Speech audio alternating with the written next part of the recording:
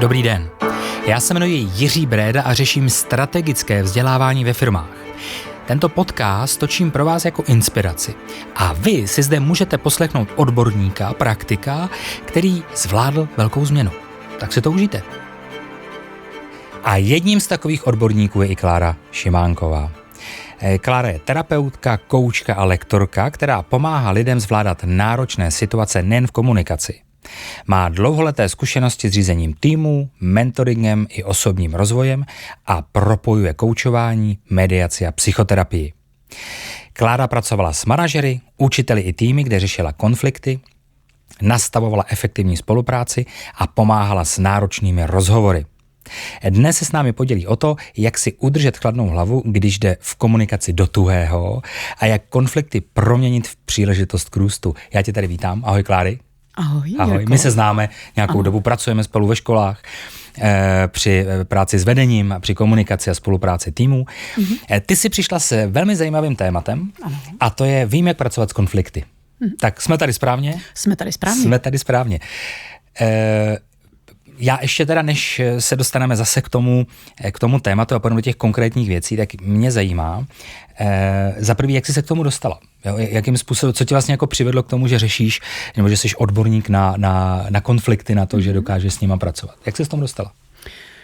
Cesta byla velmi dlouhá a klikatá, protože můj základ je biznisový, to znamená, že jsem zešla hodně z biznisu, ale zároveň u toho jsem stihla se věnovat personalistice určitou dobu. A tam jsem začala vnímat, jak důležitý jsou lidský zdroje, jak důležitá je komunikace a tam začal můj první koučovací výcvik, druhý, třetí výcvik mediace, transakční analýza a podobně. A tam jsem si začala uvědomovat, jak je to důležitý umět komunikovat v problému, v konfliktu. Takže mě vlastně k tomu přivedli lidi a práce v personalistice, zejména v náborech.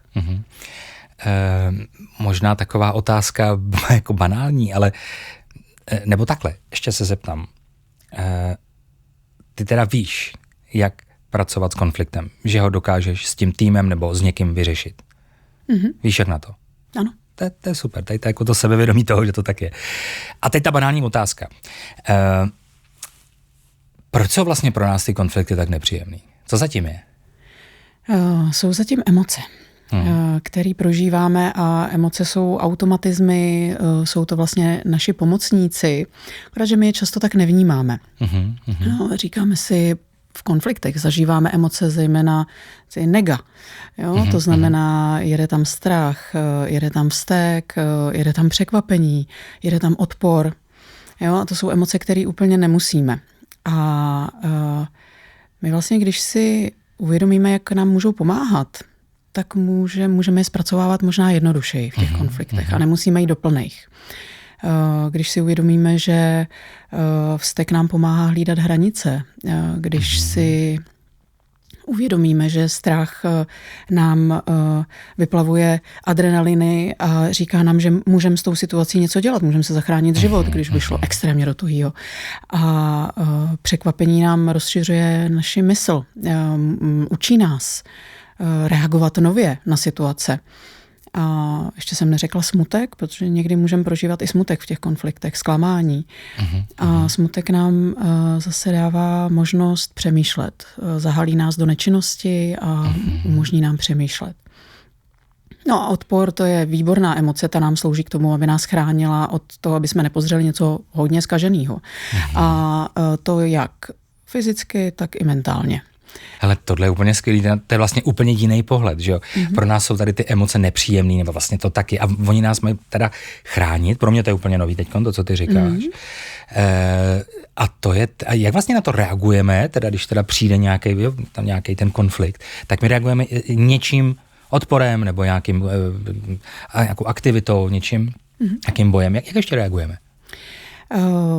Vlastně emoce chodí z části mozku, někdy tak jako takový krásný zjednodušení, je to savčí mozek. Je to prostě, protože lidský mozek se vyvíjí spousty let a jedna ta část je říká se jí savčí mozek, je nějak evolučně stará a tam odtud nám chodí emoce. Pak máme ještě jednu starší část a to je plazí mozek. Radkin Honzák o tom moc rád mluví. A z plazího mozku nám jdou 3 ještě úplně ty nejbazálnější reakce na konflikt. Respektive dřív jsme to používali, když někde zašustilo křoví. Jo, tak si měl na výběr. Buď to si mohl hodně rychle utíkat, nebo si mohl dělat, že tam nejsi. To se dělá, když to vlastně i dneska raději, že na medvědy, že tam nejsi. Dělat, že tam nejseš. A když už nebyla ani jedna tahle reakce možná, tak nezbývalo, než bojovat. No a nás už dneska to roští jako nějak neohrožuje, ale co nás ohrožuje, tak vlastně cítíme se ohrožení v té komunikaci. No a někdy můžeme spouštět reakci útočnou a někdy tuhletu reakci můžeme spustit v partnerovi, v komunikačním partnerovi, aniž bychom to věděli. A pak se vlastně divíme, o co jde, já jsem nic neřekl. A vlastně ona se mu už spustila tahle reakce. Jo, a pak je to a to jsou ty chvíle, kdy my se ocitneme v konfliktu, aniž bychom to zamýšleli, chtěli, tušili, ale pak je dobrý vědět, jak s tím. Vlastně vím, že jsem spustila tuhle reakci v partnerovi, tak pojďme rychle zpátky po té cestičce přes plazí mozek, savčí mozek, který nad ním až do vlastně racionálního mozku, až do racionality, kde na této úrovni my můžeme řešit konflikt. Když já mám dost know-how, abych pomohla partnerovi přes tyhle reakce, přes emoce do racionality, tak tam jsme schopni to vyřešit spolu. Jo, rozumím tomu. A tak jak s tím? No tak já teď jsem naštvaný, jo. Tak ty tady vlastně, já jsem teď fakt naštvaný. A fakt mě to jako vadí, jako opravdu mě to vadí, fakt mě to štve. Protože tohle a tamhle to. Tak co teď jako na té druhé straně je dobrý udělat, abys mě dostala zpátky? Protože tohle už fakt ne, protože to mě fakt... Chápu. Jirko, já vidím, že se zlobíš a že je to pro tebe těžký. No jasně se zlobím. Mě to štve. Štve tě to. Vidím, že to je těžký. A Jirko, můžeš mi říct, co konkrétně tě štve? Co tě tak vytočilo? Hele, potřebuju to vědět. No, víš co, tak jako to chování, že jo, prostě když se vem to chování, který jako je tady postavený, to je o ničem, že jo. To mě štve. Hele, a ty říkáš, že je o ničem. Já si říkám, že o něčem to chování musí být. O čem je? No, o čem je, no.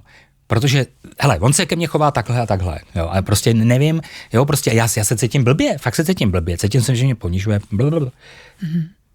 Okay. Vlastně to, co já jsem udělala, je to, že jsem akceptovala tvoje emoce. Jo. Kdybych řekla, hele, nemluv se mnou takhle, tak je to... Podívej se na malý děti. Ty sám máš prcka. No, ježišmarja. Máš a měl jsi taky prcky. Jasně, 3 takže děti, víš, to je studnice zkušeností. Přesně tak. A když se dítě vzteká, prožívá emoci vzteku a vzteká se, tak ve chvíli, kdy tu emoci nebudeš akceptovat, tak je dost pravděpodobný, že bude zesilovat. A my dospělí to děláme prakticky podobně. Moc se o tohle neposouváme.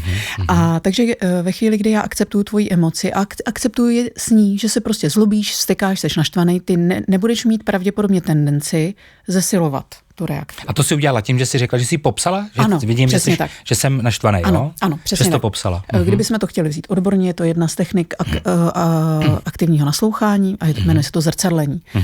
Zrcadlení není v tom, že já se začnu zlobit taky a ukážu ti zrcadlo, ale vlastně je to o tom, že ti řeknu, já to vidím. Já jsem tvoje zrcadlo, já vidím, že se zlobíš. Jo? A je to v pořádku. I s tím tady můžeme být, i když se zlobíš, tak můžeme tady spolu existovat. A to, co jsem udělala potom, že jsem ti řekla, hele, pojď mi o tom říct víc. A ve chvíli, kdy já se tě zeptám na něco takového, tak vlastně začínám přesouvat tě do prefrontálního kortexu, do té rozumové části mozku. Do té rozumové části, z těch emocí. Přesně tak, protože ty, aby si mi mohl říct, co se stalo, potřebuješ k tomu tu rozumovou složku a vypnout ty emoce na chvíli.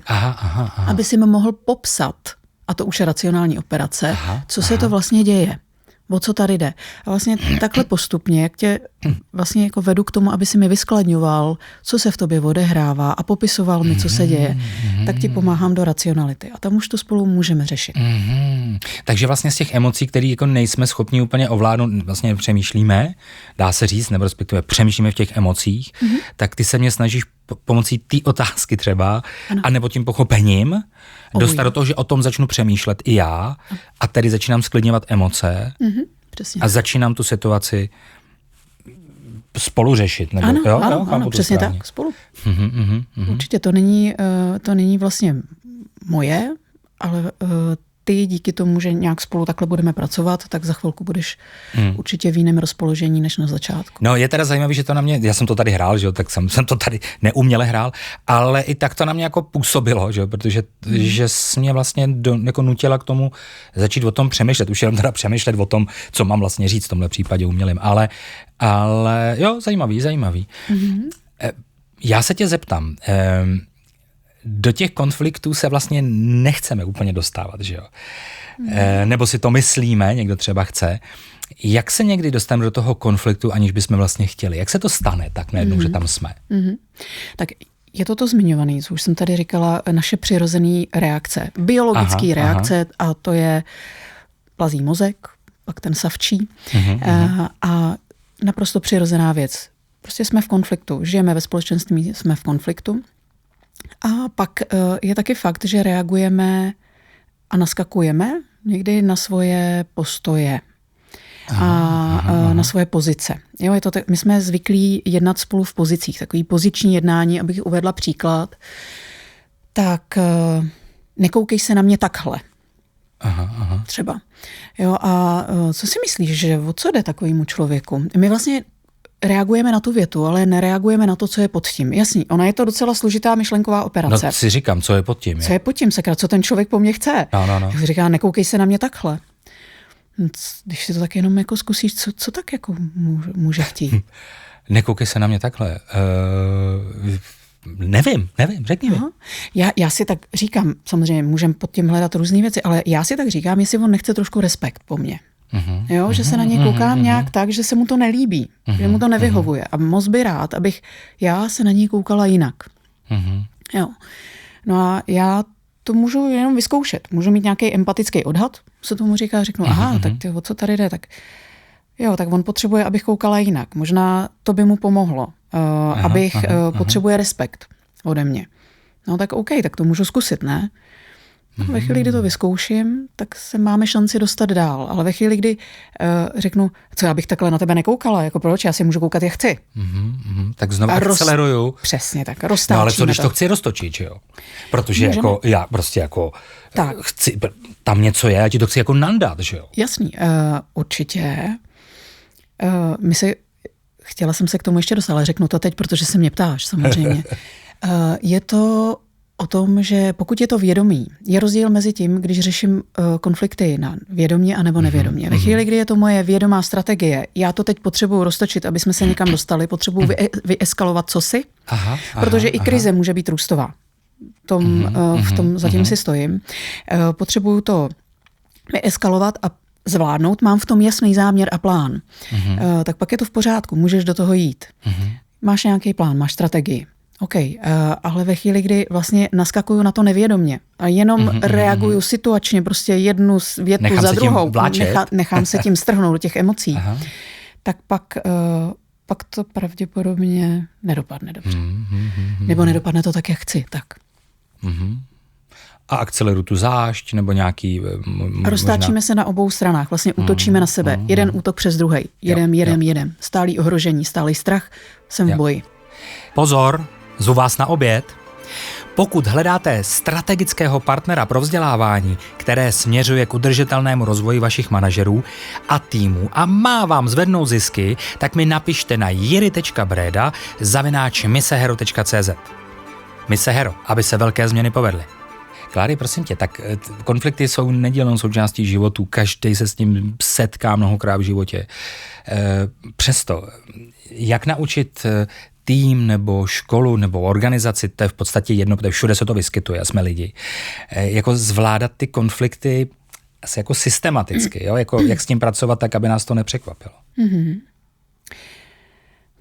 Myslím si, že jde o nějaké vnitřní rozhodnutí týmu, organizace a říci, hele, už do toho šlápneme, chceme do toho jít, je to pro nás potřebný, změnu vítáme a chceme systémově začít spolu mluvit jinak.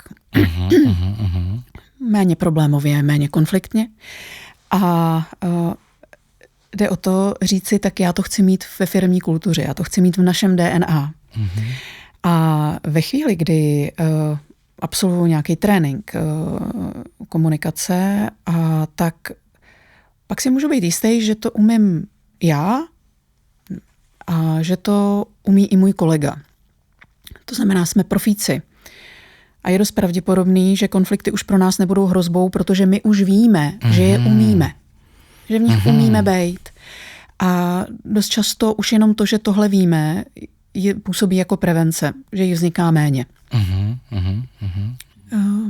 Dost technik, který nějak zvědomujeme na workshopech, působí preventivně. Jo, takže to je jeden faktor, že my interně spolu chceme začít komunikovat jinak. A pak vnímám to hledisko externí, kdy chci i já s lidma venku komunikovat jinak. Chci, aby můj tým komunikoval jinak. Ve školním prostředí typicky rodič versus učitel, rodič versus vedení. Vznikají tam třecí plochy. Umím si představit, že i tým úřednic na finančním úřadě to má těžký, když komunikuje interně vůbec státní správa. Umím si představit, že tam to taky může být náročný. Ale vůbec i lidi, kteří jsou v běžném biznisu a jsou nějak exponovaný ven a jsou trošku vidět, jsou na očích, tak to můžou vstupovat do složitých situací. A můžou se stát těma profíkama, který to prostě budou umět zároveň. A vždycky všem říkám, hele, ale teď už je to závazek, protože vy už, teď budu drsná, nemůžete jednat tak, jako kdybyste na tomhle školení nebyli. Už je potřeba to vzít, zapače si a začít používat. A jít do toho. Já se k tomu ještě pak vrátím. Okay. To je první věc rozhodnout se, že teda do toho půjdeme, kultura. Ale mě zajímá, ježiš, a teď jsem to spolk. Takže dobrý, jsem to spolk. To přijde, Jirko. Tak to přijde. Ono se to vrátí. No ale dobře, tak to je jedna věc. Rozhodnout se. Jo? Rozhodl jsem se, jdeme do toho, ta firemní kultura taková, jako chce, aby taková. Už to vím. OK, pojď. Co mi to přinese, když půjdeme do té firemní kultury, která se rozhodne pracovat vědomě s konfliktama? Co mi to firmě, škole, organizaci, co to přinese? K čemu to vlastně je? Well-being. Bude mi tam líp, bude mi tam dobře. Mně jako člověku, protože v práci trávíme strašně bambilion času. Minimálně 8 hodin denně a je fajn, když je mi tam fajn. Takže to je to, co mi to přinese. Jsme vyladění, jsme spolu a jsme dobře spolu. Já teď vzpomínám, zamyslela jsem se, zasekla jsem se, protože si vzpomínám na sbory pedagogický, který jsem školila a tak, jak se vždycky se bavíme o tom, co mi to může přinést, co mi to přinese, co teď vidím, jaký vidím potenciál po těch 2 dnech, když tam spolu něco vytváříme, tak často, protože já se nebavím jenom o konfliktech, který máme v práci mezi sebou, který mám se zákazníkama, s klientama, ale bavím se i o tom, ono je i to univerzální. To znamená, já, když mám doma puberťáka, když mám doma chlapa, když mám doma ženskou, tak prostě jak spolu můžeme komunikovat nově a jinak. A to je objevný. Tam vznikají velký objevný věci, takže já mám pocit, že hodně velký vliv to má na well-being, ale tak jako můj doma, tak znáš takový to nošení problémů z práce domů a obráceně. Tak já se to vlastně naučím a je mi v životě líp. Já emoce mám svoje, nechci říct pod kontrolou, ale rozhodně jim víc rozumím. Takový to, o čem jsme se bavili na začátku. Hele, to mi vlastně dává smysl, ty emoce, proč je máme. Takže o tom se tam hodně baví. Takže já tomu rozumím. Já tomu rozumím, jak ty emoce se mnou hejbou, jak to mám a umím. A mám techniky na to, jak s nima pracovat, s těma svejma, ale i s emocema na druhé straně. No a v tom je velká svoboda. V tom je jeho dost velký životní komfort. O dost méně ohrožujících situací. potenciálně ohrožujících. Takže to já vnímám. Pohodu. Rozumím. Tam mě na to naskakuje, když je pohoda, dá se říct sociální pohoda, že koncept, s kterým pracujeme my v Heru, tak pak ta efektivita toho týmu podstatně jako roste, jako se zvyšuje efektivita a výkony a tak dále. Dobře, Kláry, tak ty jsi řekla, že první věc je důležité si uvědomit, tak jako chceme tou kulturu tady prostě aby konflikty nebyly nebo v ní budou, ale abychom dokázali řešit. Co dál je teda důležitý udělat, abychom zlepšovali prakticky teda tu komunikaci v té organizaci. A teď nemluvím o školách nebo o firmách, jo, je to úplně jedno, ty umíš oboje, ale tak, otázka položena. Tak když bych měla vystřelit pár praktických střípků. Tak a to nás zajímá tady. Jo, který vlastně posluchači můžou zkusit hned, můžou to zkusit implementovat, jestli jim to půjde. Já, jak jsme tady mluvili chvilku před rozhovorem, tak jsem říkala, že vlastně pro mě konflikty jsou trenažéry. Aha. Každá situace složitá, a nemusí to být přímo konflikt, ale nějak komunikačně náročná, je pro mě trenažér. Takhle je vnímám. Kdy si můžu trénovat všechny ty věci, které umím. Je to o tom, když se sval trénuje, tak se posiluje a nějak to s ním jde. Tak já, když jdu do náročné situace komunikační, tak mám takovou hezkou větu, není moje, ale hrozně mě baví. Nejdřív si řeknu něco o tom, co bude potom. A je to nic víc, to není, než co chci, abych měla na konci tohohle jednání, na konci této komunikace s tímhle člověkem. Je to spolupráce, nebo to je to vědomí rozhodování. Jo, chci, aby jsme na konci se rozešli. Jsme ve spolupráci, jedeme dál na projektu, třeba.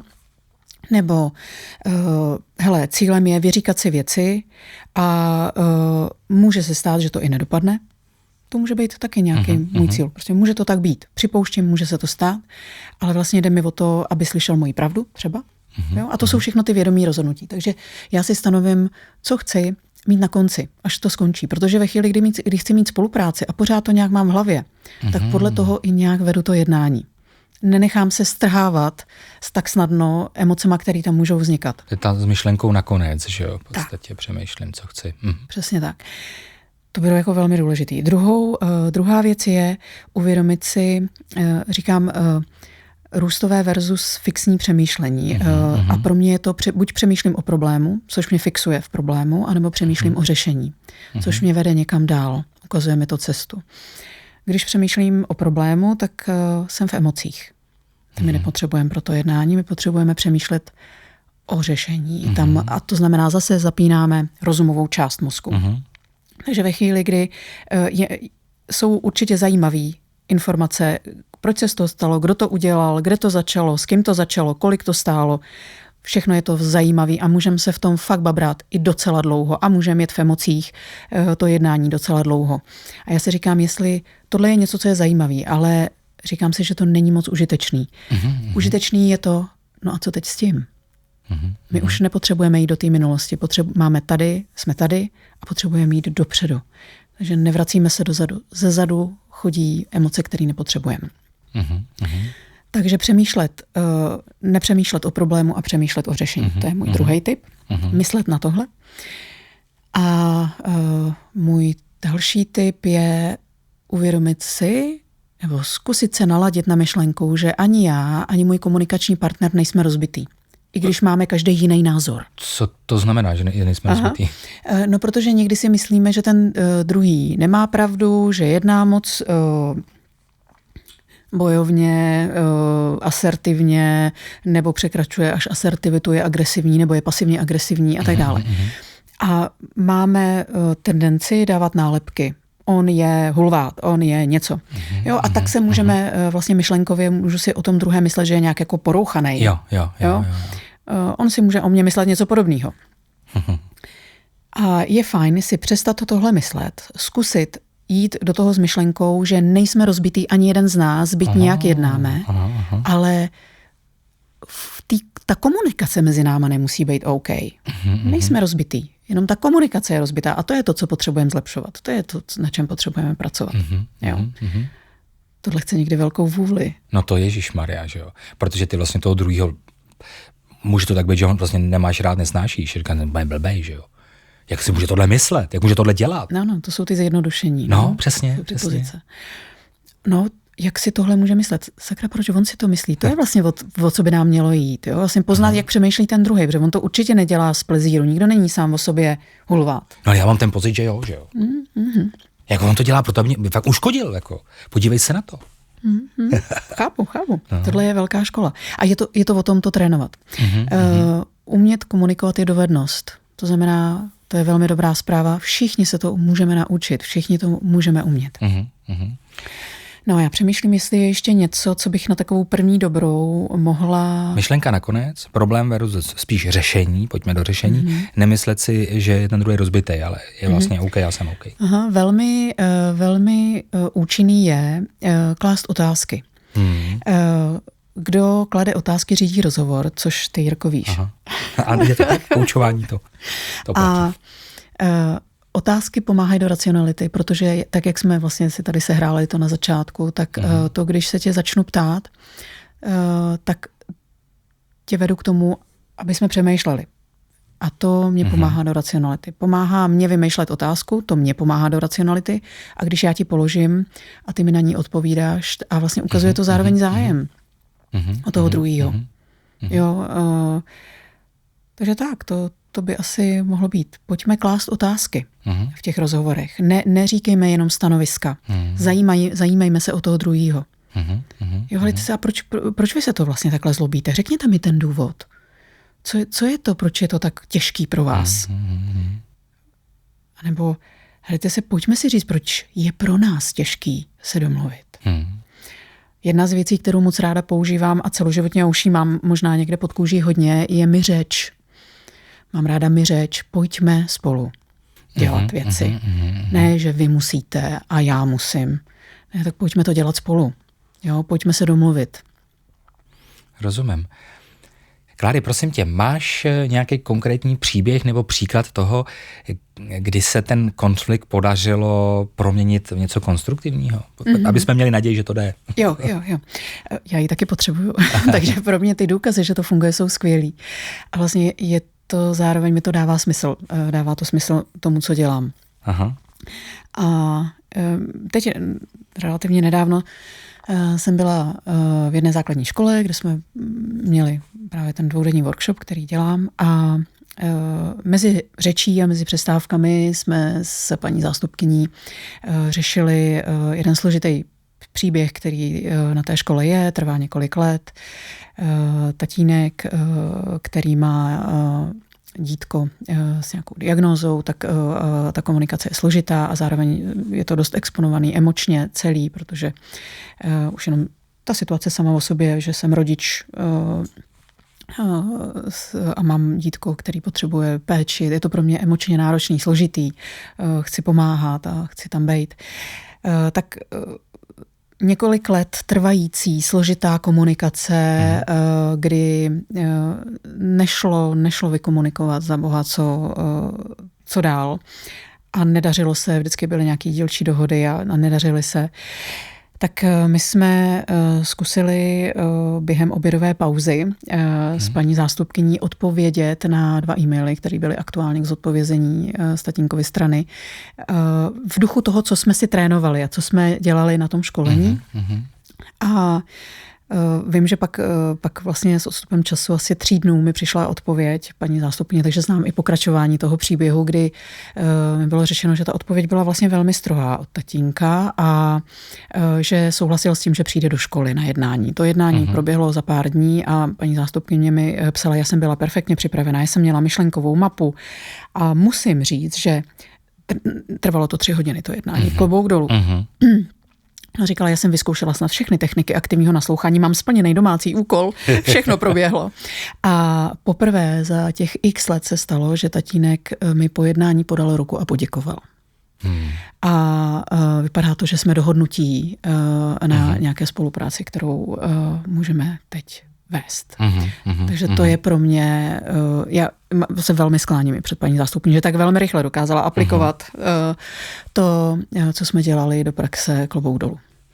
Super. Díky moc, Kláry. Já ti děkuju za to, že jsi přišla do našeho podcastu Vím já, konkrétně vím, jak pracovat s konflikty.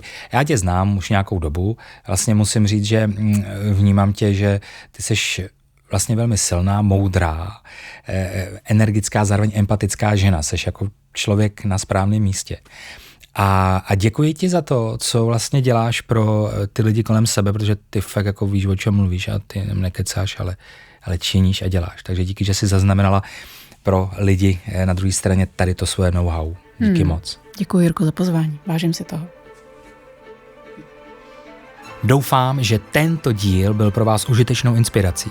No a pokud hledáte strategického partnera pro vzdělávání, které směřuje k udržitelnému rozvoji vašich manažerů a týmů a má vám zvednout zisky, tak mi napište na jiri.breda@misehero.cz.